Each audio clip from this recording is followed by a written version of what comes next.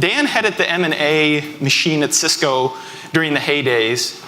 He's one of the co-owners of the San Francisco Giants, an active angel investor, and when you go through the roster of investments that Dan's been involved in, it'd blow your mind. But he's also kind of a low-key guy. I saw his cousin Jim.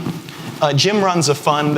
Saw him about 2 weeks ago. He said, "I can't believe it. You got my cousin to come out and do an event. He never does them." Mm-hmm. So it really is an honor to have Mr. Dan Scheinman here with me. And we're going to talk about three things. We're going to talk about Cisco and M&A. We're going to talk about what it's like to be a co-owner of a team that wins a lot. And we're going to talk about angel and post-seed investing. And see, that superstition's a big part of it, isn't it? Amen. Amen is exactly right. Well, let's start on the Cisco side. So Dan, take us back a little bit, because I'll bet some of the people in the audience don't know a lot about this, but the Cisco M&A machine in the 90s was maybe the greatest M&A machine in the history of Silicon Valley, and you were in charge of it. Well, so tell us about it. So first of all, thank you, Paul. It's an honor to be here. And in spite of your opening, I do want to say it really is a privilege to be part of the Bullpen family and to be here on stage with you. Thank you. So I'm going to steal from Anna Karenina, which is at some level, all great growth companies are the same. Right? They solve impossible problems, they work at incredible speed, and they are able to do 2x with the level of resources they have. And Cisco in the 90s and a little bit, even after the bubble a little bit, was that kind of a great company. And what we realized relatively quickly was that if we didn't treat M&A like a process, we were not going to be able to grow and differentiate from our competitors. And so we optimized a process around onboarding and bringing companies in and taking risk. And what we learned out of the whole thing was that, much like a venture model, it's the 15% that work that pay for everything. And the core is to make those things work and make them work fast. And if you can do that, you make a lot of money. So brag a little bit. Give us just a couple of the names of things that you brought in. Okay, so it goes, the very first deal the company ever did was a company called Crescendo, which was bought for sub $100 million and is now the basis of a $15 billion switching business. We also did things like, when I was running corp dev, we did Linksys and Scientific Atlanta, which were tremendous acquisitions for the company.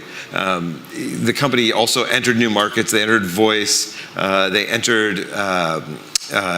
were able to enter wireless markets with aerospace and other wireless deals. So a tremendous amount of innovation came from being able to acquire and move fast. Well, you missed maybe the most important one. You bought Tribe Network. Come on. Tribe. And of course, I saw Tribe. Mark Cantor back there. Where are you? There's our good friend Mark Cantor. So I was the founder of Tribe with Pincus, Val Simon, Chris Law a long time ago, and unbelievably a failed social network got picked up by Dan Scheinman at Cisco.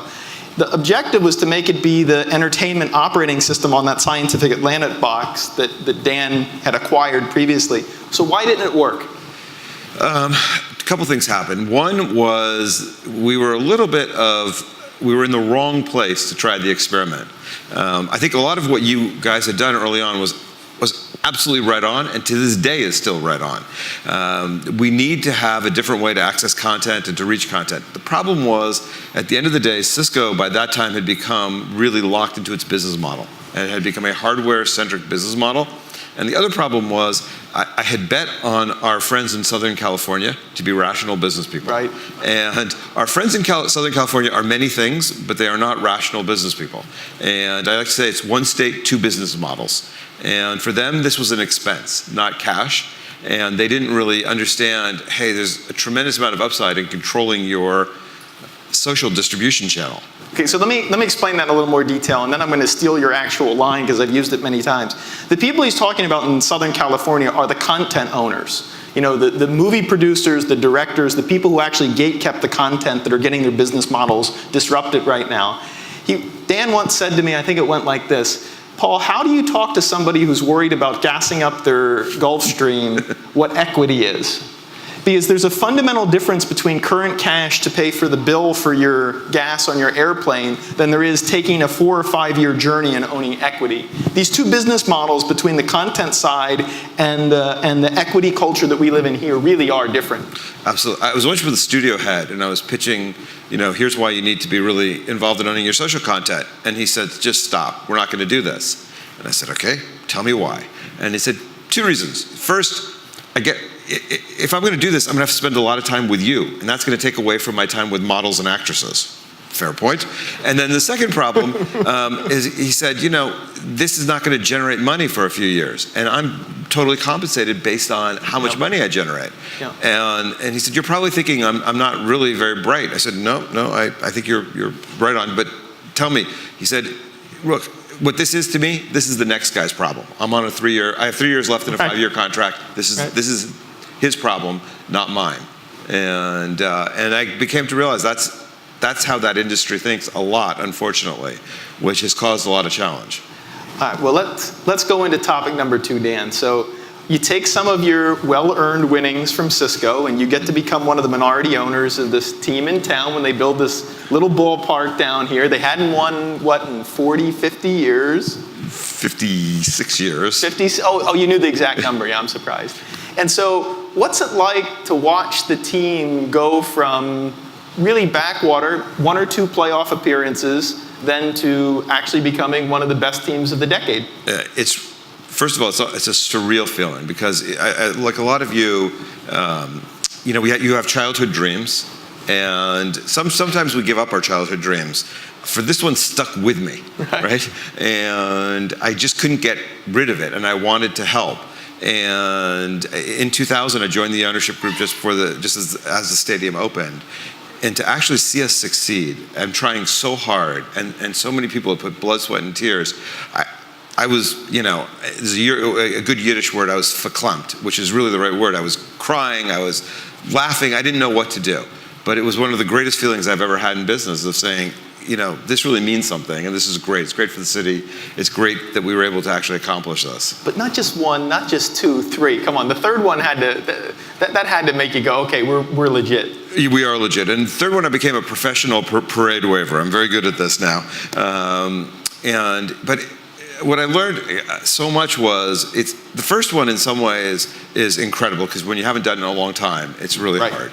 But to be able to repeat and repeat, right? There's a certain DNA that these guys have that they've been able to figure out.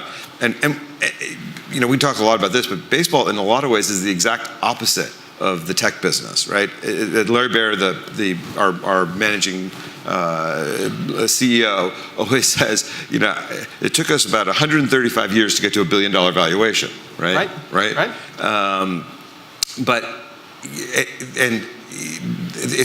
I've learned a lot about about performance management of players and about what that means, about when you really know everything about your employees, what that means, and also just what it's like to commit to winning every year, and what you have to do that, and what the organization has to do that.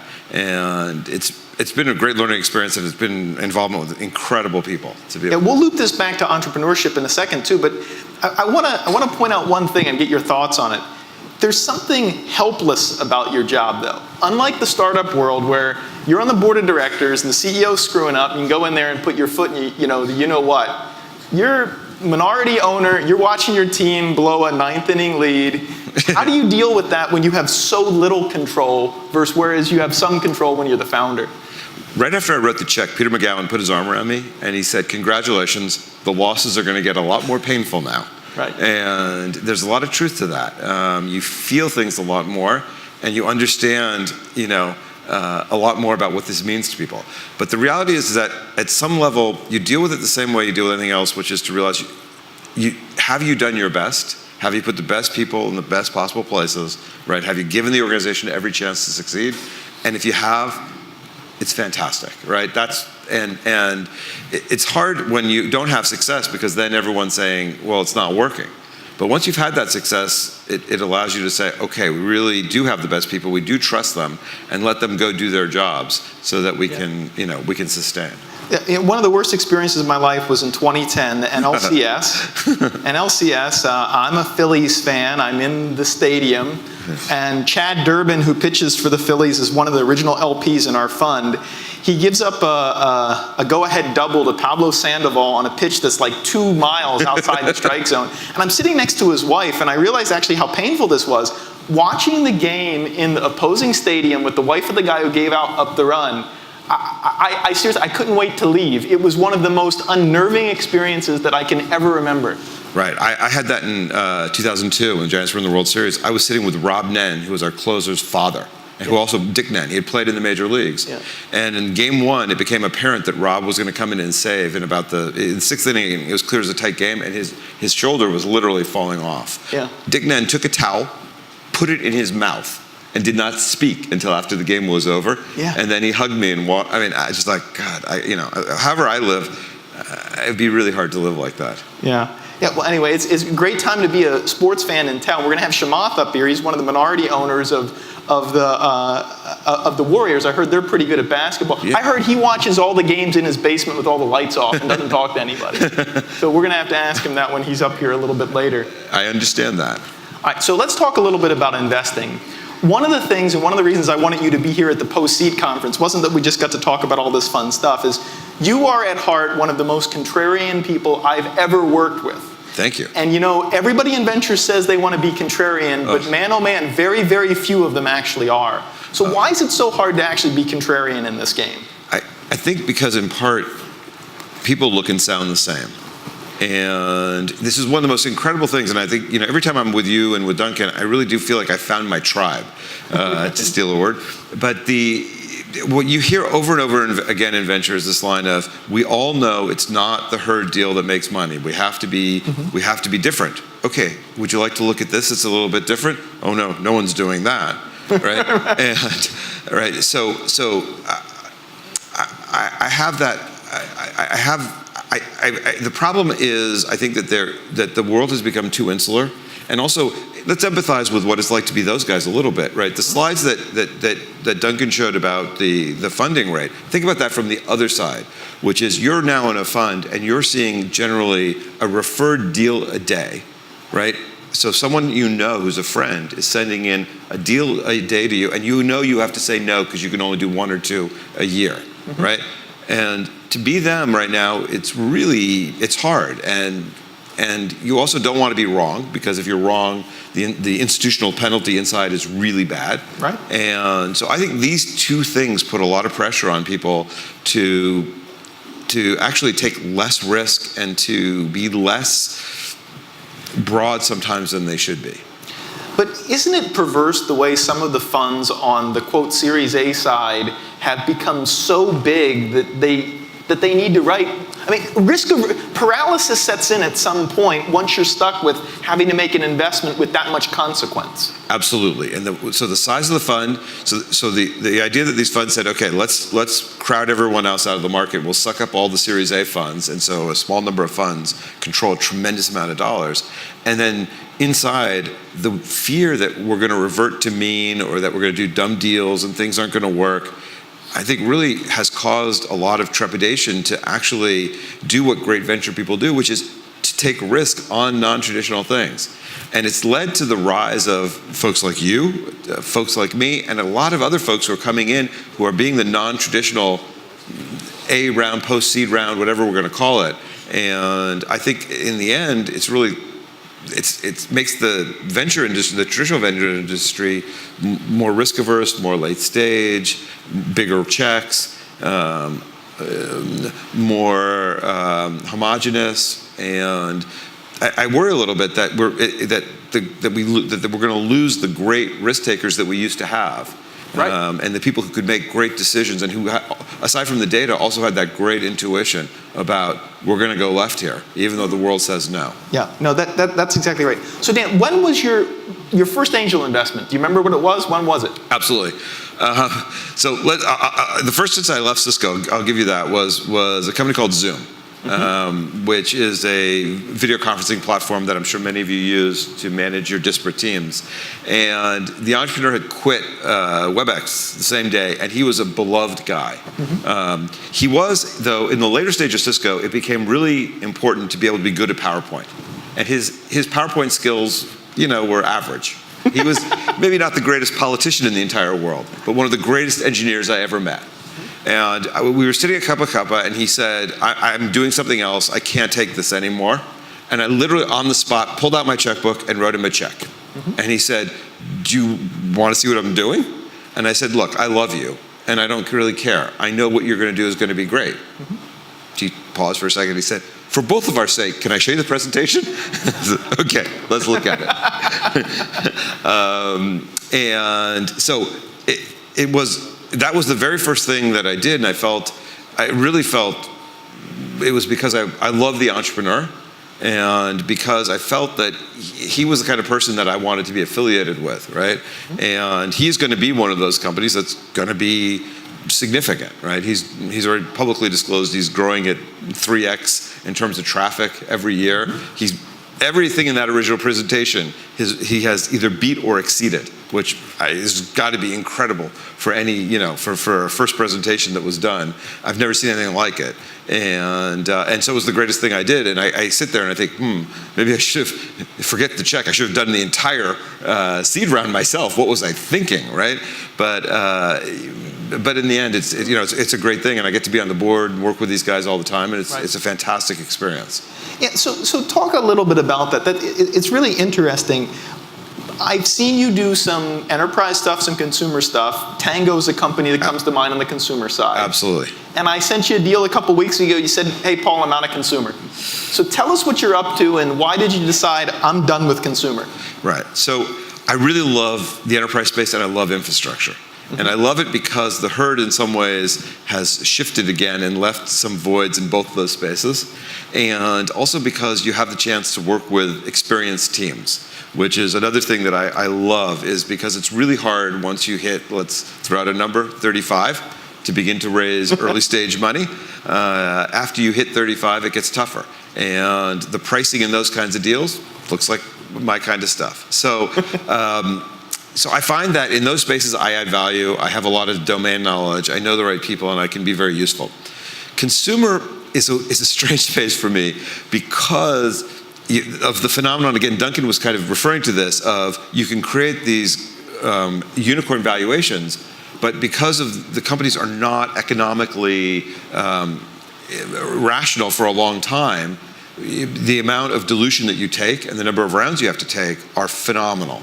And as money is starting to tighten a little bit, I worry, that if you don't have the absolute right company, the ability to keep raising in that kind of environment is going to be really tricky, right? Now, I love the team at Tango. These guys are fantastic. Eric Seton, who's the CEO now, is a brilliant and wonderful guy. And I'm glad I'm affiliated with him, and I wouldn't have traded for the world.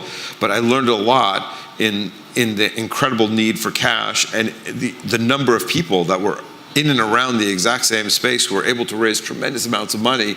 And the herd, in some ways, didn't thin until WhatsApp, boom, one winner, and then now everybody else is scrambling. And that's a really strange place for someone like me to be. And I much prefer the story of Zoom or Arista, where, to be frank, Zoom, we haven't spent the B round. Right? The guy at Emergence who put the B round in said, I didn't put money in to earn 0.01% in the bank. Right? I want to see you grow. Well, we can't figure out what to do with the money to grow faster, and we're taking in money. I was early in Arista, which is a networking company that's done really well, is now public. But we had a CFO who showed up and said, according to the CFO handbook, we have got to lose money when we go public. We don't want to, and so Andy Bechtolsheim, who's the Steve Jobs of the infrastructure, drew a chart of how many people we'd have to hire to actually lose money. And he's like, we only have, a few hundred people. We can't possibly hire 1,000 people and lose money. The physics don't work. Right. So I like businesses that make money where the capital requirements maybe aren't so intense, and where there's an ability to do something that's really disruptive, and maybe the competition is a little less intense. So how do you advise your companies when you're in that spot? It's an off, as Duncan kind of said, a little off by one, a category, a geography, a founding team, an older founder. Absolutely. Right? Turns out Andy Bechtolsheim's pretty good to back, even though he's over 35, right? Yes. Turns out that's a good check to write every time you can. So what advice do you give as an active member, to some extent, of the extended team, to CEOs who end up in that spot? Absolutely. And the first thing is that it's something that I really believe, which is that it's going to be hard to raise the next round, and that we cannot assume that we're going to raise the next round, and we can't look at 10 people and say, those are the only 10 people we're going to take money from. In that first round, we've got to be broad, and we've got to look everywhere, and we've got to be creative, right? At Zoom, we were turned down by every venture fund, and in some cases, I got a free lunch out of it, where people tried to tell me, you're an idiot. How can you do this? This is a rebound deal. Rebound deals never work, right? Okay. But so sometimes you have to go and find other things in other places, and the ability to, I think that's one of the things that I look for. And then the other thing is, the best entrepreneurs I've met have multi-stage plans for raising money, and they understand already what they have to do, and they understand what the metrics are and what their plans are. And so I'm with a security company called Sentinel One, and the founder there effectively said, here is my 3-stage plan to world domination. This is what I'm going to get to raise an A round. This is what I'm going to get to raise a B round, right? And here's how I'm going to go do it. Right. And here's my technical milestones. Here's the next set of milestones. Boom, boom, boom. And that's the pitch I fall in love with right away every time. Right. Because it says, okay, I've thought beyond just, hey, I'm trying to raise a bridge to nowhere, or I need more seed money, or da-da-da-da. But would you call yourself more analytically or intuitive as an investor? This is one of the things I have learned in life. So let me give you the data point. After the bubble burst at Cisco, we spent a lot of time, we had nothing to do. And so I had a lot of brilliant analytical minds with nothing to do. And so I said, can we go back and look at what we've done and figure out what we've done? Yeah. And I had a guy who went back and looked and came back and said, look, 10 to 15% of our deals pay the entire thing. I said, okay. I'm going to ask a really stupid question. I only want to do those kinds of deals. How do I do them? And he said, okay, we got time. Let's go figure it out. Right. What he came back with was incredible. He said, number one, the most important question is, do we like the CEO, and will the CEO stay? Right? And meanwhile, I have people running reams of numbers and analysis and all this craziness, right? But the EQ part turned out to be the most, and I said, okay. And what turned out to be one of the more interesting problems we had was that we sent a lot of people with low EQ out asking the question of, do we like the guy, right? And usually what would happen is that also, the CEO was selling. And so, she might be selling at that moment, and that's the point where you're most going to like them, right? And so you have the situation where we sent people out sometimes who were generally low EQ, who missed the most important question, but came back with reams of analysis and numbers. So I believe you need both. And to be honest, this is the same thing. This is why I'm not a total Moneyball guy. Is in baseball you need both. You need people who are actually going to sit in the locker room and like each other and be high character, and you need people who, of course, are going to hit the ball, produce. You need both things. But I'm a real believer, the 51st% is in EQ. I believe that you have to be able to say, I'm going to be with this CEO for a long period of time. Do I like her? Do I like him? Can I, is it a match? Do I trust them? Do I believe them? And that has so far, again, knock on wood, not failed me as my final test. Yeah. It's interesting. Randy Komisar, Kleiner, and Bill Campbell had a taxonomy of venture people that goes basically, you're a people picker, a product picker, or a market picker. And back in the day, there were only 3. What's ironic is an analytic picker wasn't on that taxonomy. Right. So this rise of the Moneyball venture people has happened over this 10-year period, because that was never a strategy you even got to use before. Right. And absolutely true. And I think, like anything else, I think we've also gone a little bit too far into, that the data can somehow provide, the data provide insights, no question. But the data alone doesn't tell you enough, because frequently at early stage, there's just not enough of it. There's a lot of good indicia, but there's not enough of it.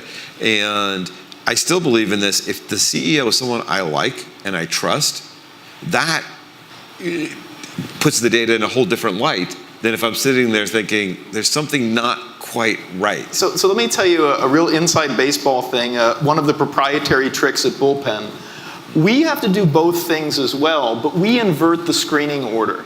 We do something very unusual for venture funds. We start with the data and then we go to the EQ. Almost every other venture fund starts with the EQ and then goes to the data. This leads to a very different sourcing and screening process by just inverting this one very simple parameter. Right. I think that's really smart. Let me tell you a baseball story quickly, which is Buster Posey, the giant catcher. Yeah. So basically, there's 30 Major League Baseball teams. They came to scout him at Florida State. Buster Posey showed up half an hour late to practice every day. The groupthink among the scouts was, this guy is an ass because he's showing up 30 minutes late. Right. The groupthink among the scouts was nobody went and asked, why is he showing up 30 minutes late? Right. The guy who's the giant scout guy named John Barr, who runs scouting for us, is a brilliant guy, told the scout, ask why. Turned out Buster Posey was tutoring handicapped kids, okay, how to play baseball. Ask the coach, how does he feel? Coach says, I have a player who's thinking not only about himself, this is fantastic. I want to take this a step further. I want to figure out, is he doing this because he's doing this, or is he doing it because his parents are making him? Called the parents. Parents said, we'd like to think that we forced him to do this. He actually is just this kind of a guy.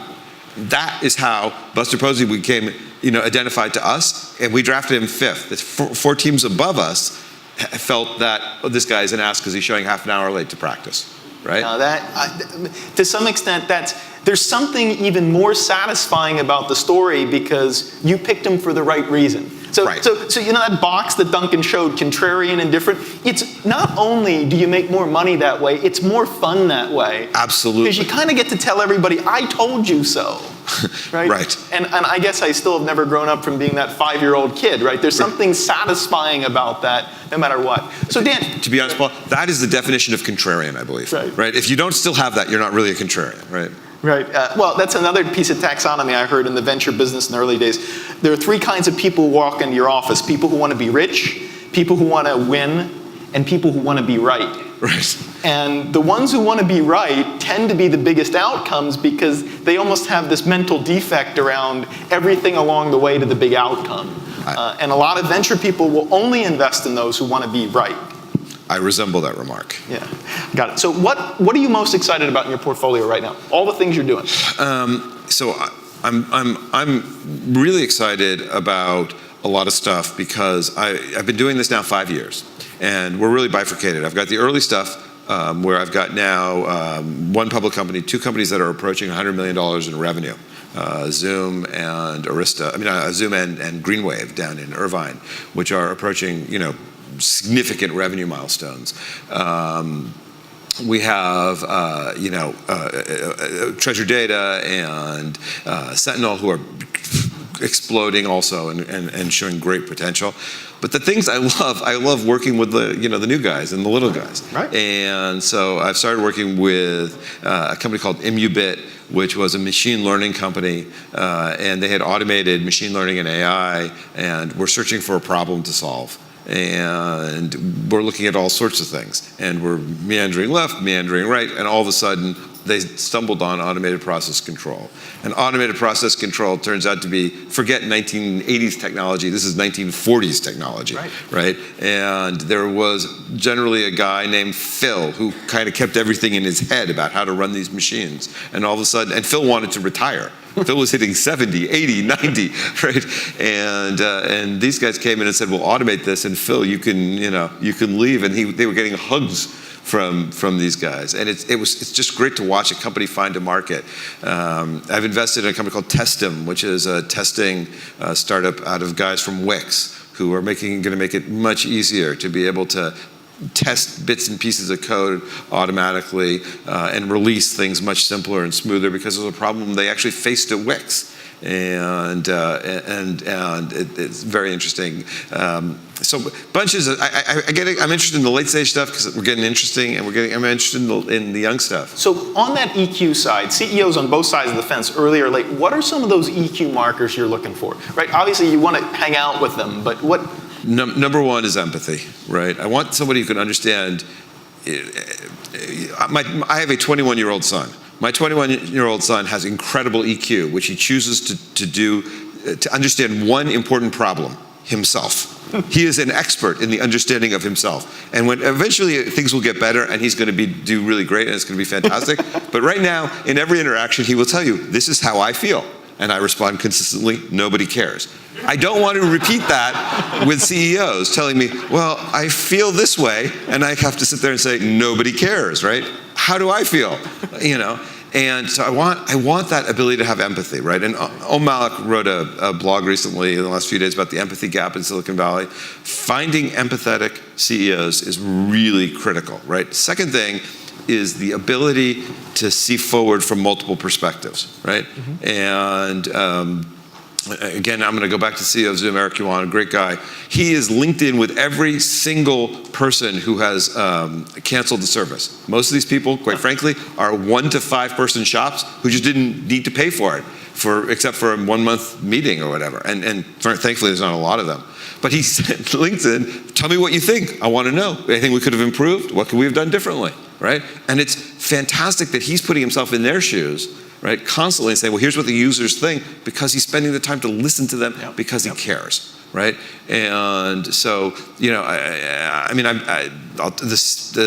CEO at Arista, Jayshree Lal, who is fantastic, right, is still to this day sitting, and as is Andy, is sitting with the lowest person in the technical totem pole in these cloud providers, because that's where they learn the most about what's going right, what's going wrong. And they're frequently, you see the email chains, they're talking to the person who's at the bottom because they're the ones who are dealing with whatever issues there are with the product, right? So that ability to empathize with your actual customer is absolutely critical. All right, 1 or 2 more, and then we're going to open it up to the audience. Great. What's the most contrarian thing you think you ever did? What investment or M&A was the one where they all said, Dan, you're going to get fired for this one?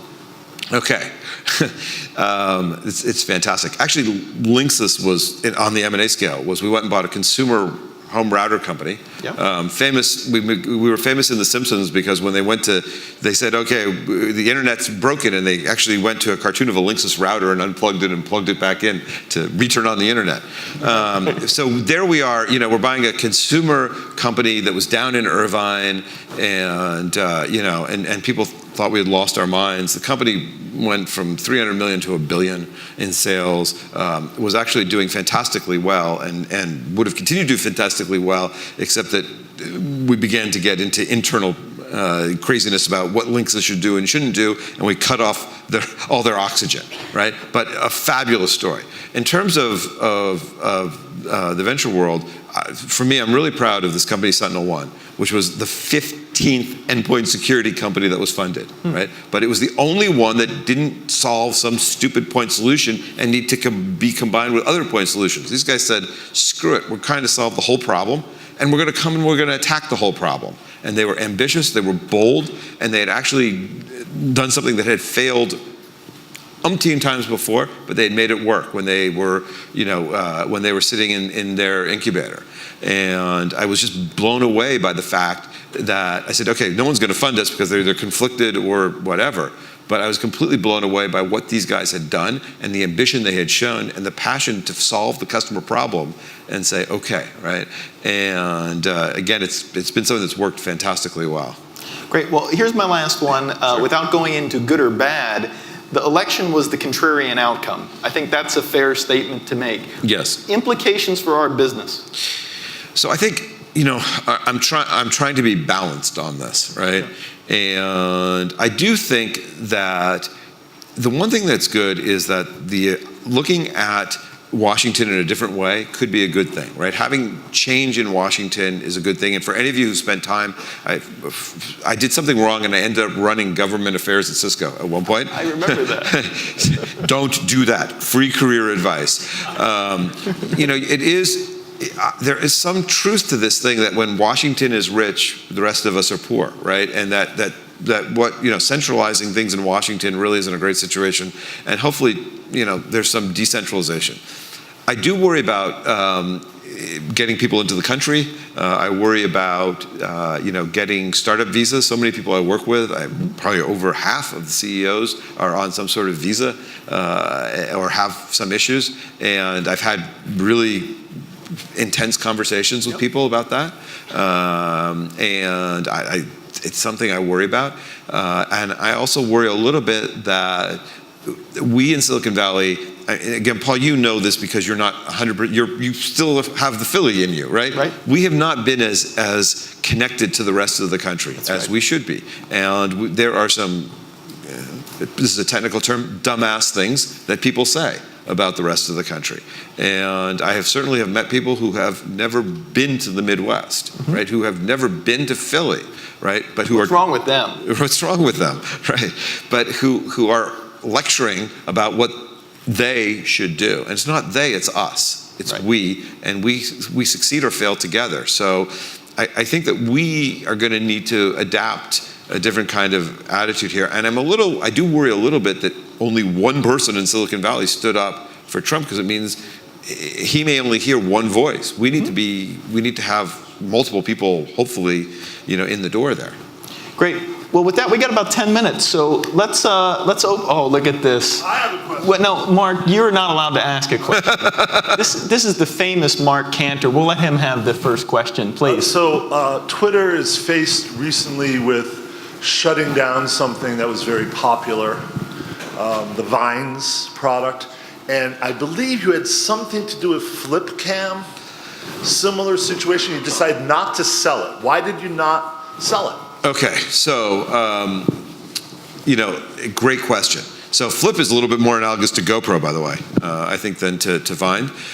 Why wasn't Flip sold? Flip wasn't sold. Flip was, and this is just as I was leaving, the decision made not to sell Flip was, I think, an ego decision, quite frankly, of the company. The company decided they didn't want to expose how bad the situation had become at Flip to the outside world, and rather than exposing it, they decided they'd rather just shut it down. And there were some phenomenal people at Flip. Flip was a phenomenal company, but it was a momentum business, and when it lost momentum, it really lost momentum, right? And they had a lot of challenges with what Act 2 was going to be, and the company at the time was in retrench mode and said, we're not going to give you time for Act 2, we're just going to shut down. Very good. You're up. Thank you. Great talk, by the way. Thank you. I have a company named Smart CSM, and we track mechanical infrastructure B2B. So It's like mechanicals like electrical, plumbing, HVAC. We just raised a little under $1 million in a seed round. We got an MVP. We're onboarding clients like the Salvation Army and Raytheon. It's going great. But I think that's a tens of millions of dollars business. I think the hundreds of millions is in the BIoT space. And I'm getting a lot of pushback from my old school investors who are like, hey, you got a great little business. Don't try to be big data. But that's where I see it going. And I'm very conflicted in honoring their money that they invested and missing the big picture as I see it. I think this is one of the hardest things because the traditional funder mentality is focus on one thing, super focus, do it well, then expand, right? But the challenge is that sometimes when you focus on one thing, do it well, someone else expands for you and you miss the market, right? And so my bias tends to be is look at the bigger thing. You don't want to lose sight of your entry market, but you want to make sure that you understand that the bigger thing is where you're going, because you don't want to get stuck in if your investors are going to be worse off if you dominate a tens of millions of dollars market, right? And then what, right? And someone else comes along and capitalizes on the insight you have. So I tend to be, when I advise to say, okay, let's do the thing, but we have to make sure we have a path to the bigger thing. I send them little articles all the time trying to seed their thinking. That's good. Other questions? Anybody? We got 5 more minutes. We got Dan. You're probably not going to see him again. This might be his only area appearance. No, I'm just kidding. Put you on the spot there. Nothing? There we go. One more. Real quick one. You talked about a lot of your successes. Give me an idea of 1 or 2 that failed and why. Okay. So, one of the theses I had in the beginning was that with more experienced teams, founder drama would be less. And to be honest, the silent killer in the venture industry is founder drama, right? And young teams have founder drama at an incredible rate. And to some extent, the venture industry capitalizes on that, right? That's what they help do. I had a company where there was founder drama.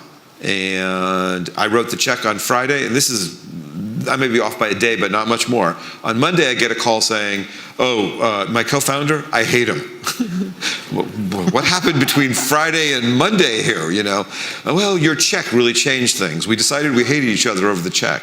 And the two guys just went to, I mean, it got to the point where they would rather have seen each other dead than one succeed. Wow. And number one, I missed it completely. I missed the whole, I mean, I saw the difference. One of the founders was very charismatic, the other was very introverted.